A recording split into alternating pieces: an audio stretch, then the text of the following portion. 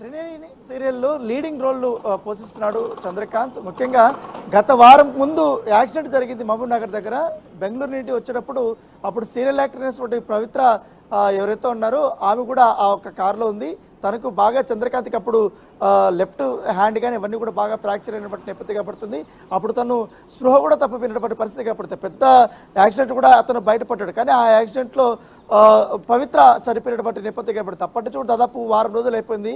వారం రోజులు అయిపోయిన తర్వాత ఆ పవిత్ర సంబంధించిన కార్యక్రమాలన్నీ చూసుకున్న తర్వాత ఆయన బెంగళూరులో ఉన్నారు. బెంగళూరులో తన పిల్లల్ని చూసుకున్న తర్వాత నిన్న 2 రోజుల ముందు హైదరాబాద్కి వచ్చారు. హైదరాబాద్కి ఆల్కాపూర్ కాలనీ ఉన్నటువంటి ఒక అపార్ట్మెంట్లో ఆల్రెడీ పవిత్రను చంద్రకాంత్ ఇద్దరు కూడా అక్కడే వారు ఉండేవారు. ఇక్కడి నుంచి కూడా వారు షూటింగ్స్కి వెళ్ళేవారు అనేసి కూడా ఉన్నటువంటి ఫ్రెండ్స్ వాళ్ళందరూ కూడా చెప్పిన నేపథ్యం పడుతుంది. అయితే నిన్న వచ్చిన తర్వాత చాలా వరకు కూడా స్నేహితులు తలుపు కొట్టారు, తలుపు తీయలేదు. ఎందుకంటే ఈ యొక్క ఏసీకి సంబంధించినటువంటి సౌండ్ వల్ల ఏమన్నా తీయలేదేమనేసి కూడా మెయిన్ కూడా ఆఫ్ చేస్తారు. మెయిన్ ఆఫ్ చేసినా కూడా ఎంతసేపు తలుపు కొట్టినా కూడా తలుపు తీయలేదు. తర్వాత తలుపులు బద్దలు కొడితే ఆ బాల్కనీలో తను ఉరివేసుకొని ఆత్మహత్య చేసుకున్నటువంటి సంఘటన తీవ్ర సంచలనం సృష్టించింది. దీంతో పోలీసులు కూడా నిన్న వచ్చారు. పోలీసులు నిన్న వచ్చినప్పుడు మొత్తం ఆ పరిసర ప్రాంతాలంతా కూడా వారు చెక్ చేశారు. చెక్ చేసిన తర్వాత క్లూస్ టీమ్ వాళ్ళంతా వచ్చారు.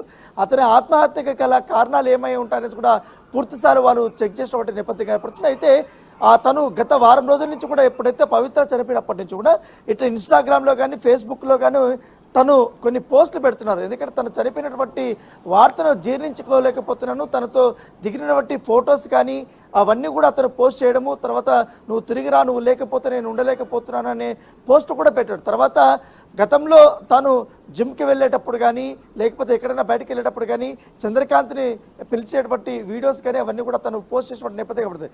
అయితే ఇక్కడ చంద్రకాంత్కి ఆల్రెడీ పెళ్ళి అయిపోయింది 2015లో.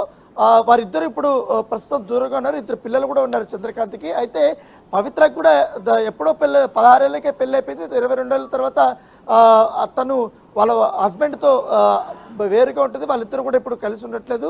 అప్పటి నుంచి కూడా త్రినేని సీరియల్ స్టార్ట్ అయినప్పటి నుంచి వీళ్ళిద్దరూ లీడ్ రోల్ పోషిస్తున్నారు.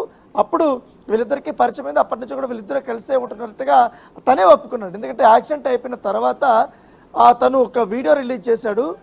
కొన్ని ఇంటర్వ్యూలో వీడియో రిలీజ్ చేసిన తర్వాత ఇక ఈ నెలలోనో వచ్చే నెలలోనో మేమిద్దరము మా రిలేషన్షిప్ గురించి అఫీషియల్గా కూడా మేము రివీల్ చేద్దాం అనుకున్నాం. అంతలోపల దేవుడు ఈ రకంగా చేశాడంటూ కూడా అతను బాధపడినటువంటి సందర్భం. ముఖ్యంగా వీళ్ళిద్దరూ ఇటు బెంగళూరు కానీ ఇటు హైదరాబాద్ కానీ రెండు, అటు కన్నడలో ఇటు తమిళ ఇటు తెలుగులో 2 సినిమాలు వారు సీరియల్స్లో కూడా వారు నటిస్తున్నారు. అయితే పవిత్ర మాత్రం మంచి ఫేమ్ తీసుకొచ్చింది. ఇట్లా బెంగళూరులో కానీ ఇవన్నీ కూడా ఇట్లా తెలుగులో కూడా మంచి ఫేమ్ వచ్చినటువంటి నేపథ్యం. ప్రస్తుతం చంద్రకాంత్ సంబంధించినటువంటి డెడ్ బాడీ ఈ ఉస్మానియా మార్చిలోకి తీసుకొని వచ్చారు. కొద్దిసేపట్లో వాళ్ళ ఫ్రెండ్స్ కానీ వాళ్ళ బంధువులు కానీ అందరూ రాబోతున్నట్టుగా మనకు సమాచారం అవుతుంది. ఎందుకంటే ఒక వార వ్యవధిలోనే 2 బుల్లితెర సంబంధించిన నటీనటులు ఇలా చనిపోవడం అనేది బాధాకరం అంటూ కూడా ఇప్పటికే బుల్లితెర నటీనటులు కొంతమంది వారితో ఉన్నటువంటి అనుబంధంతో వారు చెప్తున్నటువంటి నేపథ్యం అయితే కనపడుతుంది. ఎందుకంటే చంద్రకాంత్ గత వారం నుంచి తీవ్ర డిప్రెషన్ లో ఉన్నట్టుగా మనకు సమాచారం అవుతుంది.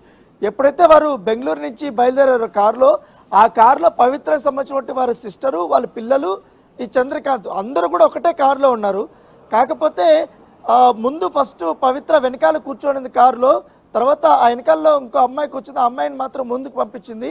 తర్వాత పవిత్ర వెనకాల కూర్చుంది. అప్పుడు యాక్సిడెంట్ జరిగిన తర్వాత చంద్రుకి తీవ్ర గాయాలై ఆయన